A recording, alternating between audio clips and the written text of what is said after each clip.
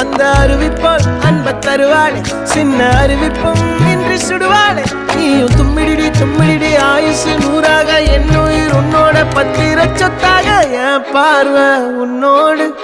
உன் பொம்மை கண்ணோடு பேசாமல் விண்ணோடு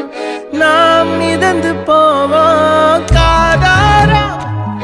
அடியானாலும் நான் தாங்க மாறோடு